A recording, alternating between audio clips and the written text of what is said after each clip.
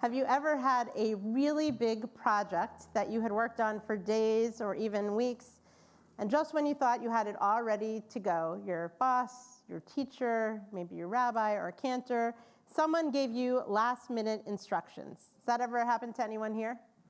Yeah, okay. It's like kind of like on the baking challenge where they throw in that twist there, right? Before God gave the Torah to the people of Israel, Moses actually had a very similar experience, which is that God made a few last-minute demands of Moses. In the opening chapters of our Torah portion, Bamidbar, the beginning of the book of Numbers, God tells Moses, Su'u et rosh, the words that express the concept of taking a census, which literally translates as lift up or mark the heads. And God instructs Moses to take a census of the people. And by the way, this is not the first census that has been taken. It's actually the fourth census that God commands Moses to take. They took one after leaving Egypt, another one after the Israelites built the golden calf, a third to protect them from the spread of a plague, and this, the final one, as they're wandering Bamidbar in the desert, in the wilderness. So why does God want the people to be counted so many times? In Jewish tradition, we seem to always be counting. There are 10 people, we have a minyan. Holidays generally occur 15 days after the new moon. At 13, one becomes a bar mitzvah. At the end of 10th grade, one is confirmed, there's confirmation. Every 7th day is Shabbat, and so on. We're in the midst right now of counting the Omer, the days between Passover, Pesach, and Shavuot. And this period lasts for 49 days, and we are finishing day 47. We also note that today is day 602, 602 days for those being held hostage by Hamas. But counting is not limited to the Jewish calendar and life cycle. We talk about turning sweet 16, voting at 18. And by the way, if you're 16, you can register to vote now. If you're 16, raise your hand. Have you guys registered to vote yet? But you can do that. We'll talk more about that. We become legal at 21. We count items and possessions. Even when we may not be certain how much we need to have, there is still this tendency to count.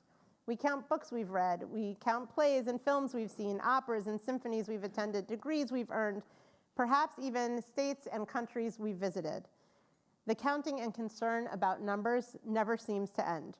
Like Moses, who was concerned with numbers, we too have that same worry about the continuity of our people.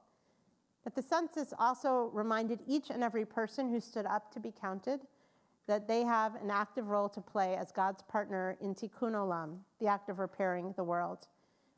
The teacher Nahama Leibowitz taught that the census was personal and individual, impressing on us the value and critical worth of each and every soul, which is a unique creation of God and a world of its own. According to one Hasidic commentator, Beit Aharon, and this is also a concept that is echoed by the Jewish teacher and philosopher Martin Buber, every Jew must know and think that they are unique in the world, and there was never anyone exactly like them. If there were already someone exactly like any one of us, there would have been no reason or no need for us to have come into the world. Every single person is someone new in the world, and it is our duty to improve all of our ways until together we attain perfection and heal the world. So this weekend, we are celebrating the next generation who is standing up to be counted, to make their voices heard. Our B'nai Mitzvah students of tomorrow, Jason, who is here, Anna, who will be here in the morning, as well as our confirmation class, who will stand on the bima on Sunday. And it is so fitting that the theme our confirmation class chose for their service is B'Tselem Elohim, in the image of God, recognizing that every individual has something unique and special, some spark of the divine within them. Standing up to be counted means taking risks and at times making sacrifices. And it means standing up for those who cannot stand up for themselves. Many of us are probably familiar with the well-known words of Reverend Martin Niemöller, who wrote on the eve of World War II, "First they came for the socialists, and I did not speak out because I was not a socialist. Then they came for the trade unionists, and I did not speak out because I was not a trade unionist. Then they came for the Jews, and I did not speak out because I was not a Jew. Then they came for me, and there was no one left to speak for me." We, though, have hope today Hope that comes in the form of those who have joined us this evening, not just our confirmation class, who are standing up for themselves and their Judaism and will express that on Sunday. But we also have hope because we know and we have felt the love from our community in the last week and a half, or not even quite week and a half, from those in our community, our friends and neighbors, who have reminded us that we do not stand alone. This evening, we will have the blessing of hearing from two of our friends, Bishop Mariann Budde and Ambassador Akbar Ahmed, and we are so honored that they are both here with us. We're also joined this evening by our dear friend, Pastor Jim Eaton, founder of Peace Builders Table and co-director of Diversity Converge Worldwide, and an incredible interfaith friend. And he shows up at Washington Hebrew along with his wife, Natalie, for big events, not to mention participating in Mondays at Macomb, our deep dive classes, particularly on anti-Semitism, and is part of our community as well. And we're so grateful for your friendship and allyship. And I'm particularly honored that my WHC teacher, Rabbi Bruce Lustig, our Rabbi Emeritus, shared these relationships with me and with our clergy, and in so doing enabled us to continue these vital partnerships and friendships. So I'm going to share a little bit about both of our speakers, and I'm going to do it in order of where, I'm going to introduce both, and then in order of where you are closer to the aisle. That could be the order, okay. Bishop Mariann Edgar Budde serves as spiritual leader for the congregations and Episcopal schools in the District of Columbia and 4 Maryland counties that comprise the Episcopal Diocese of Washington. The first woman elected to this position, she also serves as the chair of the Protestant Episcopal Cathedral Foundation, which oversees the ministries of the Washington National Cathedral and Cathedral Schools. Bishop Budde was consecrated as the 9th Bishop of Washington in November 2011. Prior to her election, she served for 18 years as senior pastor of St. John's Episcopal Church in Minneapolis. She earned a BA in history at the University of Rochester, graduating magna cum laude. She earned both a master's in divinity and a doctor of ministry from Virginia Theological Seminary. Bishop Budde is committed to the spiritual health and the public witness of the congregations in her care. She is an advocate and organizer in support of justice concerns, including racial equity, gun violence prevention, immigration reform, the full inclusion of LGBTQ+ persons, and the care of creation. She cherishes her friendship with interfaith leaders in the Washington metro area and their shared commitment to peace and human dignity. And we should say that we too cherish our friendship with you. Bishop Budde is the author of 3 books, including her most recent, How We Learn to Be Brave, Decisive Moments in Life and Faith. Ambassador Akbar Ahmed is Distinguished Professor and the Ibn Khaldun Chair of Islamic Studies in the School of International Service at American University and a Wilson Center Global Fellow in Washington, D.C.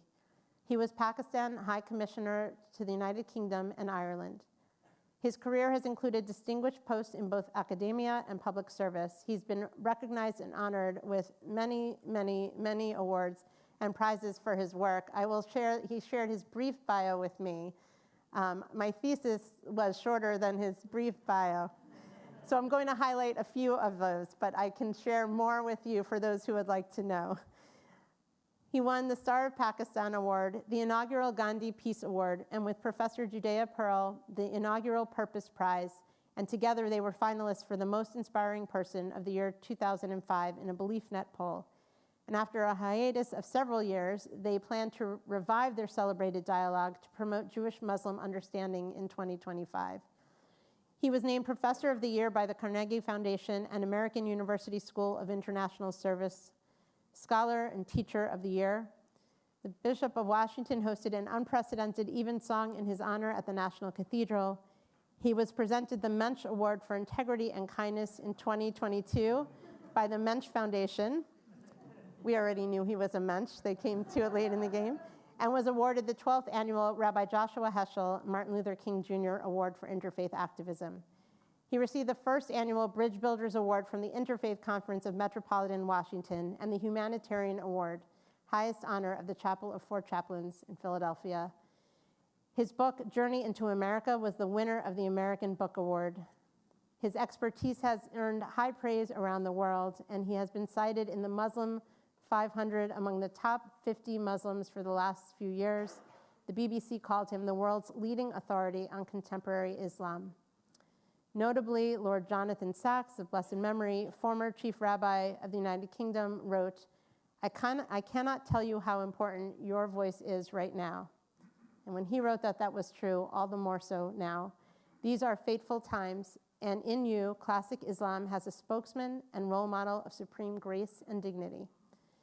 His forthcoming publications include an autobiography, From Waziristan to Washington, A Muslim Search for Humanity, collected essays, and with Frankie Martin and one notable Dr. Amina Hoti, The Mingling of the Oceans, How Civilizations Can Live Together.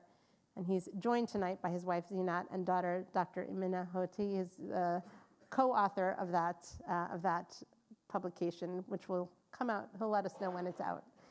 We are so honored to have you both with us anytime. Particularly, the two of you reached out to us following the tragic incident, the shooting at the Capitol Jewish Museum of a week and a half ago. You have stood by us, we have stood with you, and you show up again and again, whichever rabbi calls, and to be able to have that kind of relationship, not just individual to individual, but with an entire community is such a blessing for us here at Washington Hebrew Congregation. We are so grateful that you are here tonight to share with our B'nai Mitzvah and our confirmation class what gives you hope for the future. We know that they give us hope for the future. This partnership gives us hope as well, and so we are grateful to the two of you for being here. So Bishop Budde, if you will come forward first, and then Ambassador Ahmed.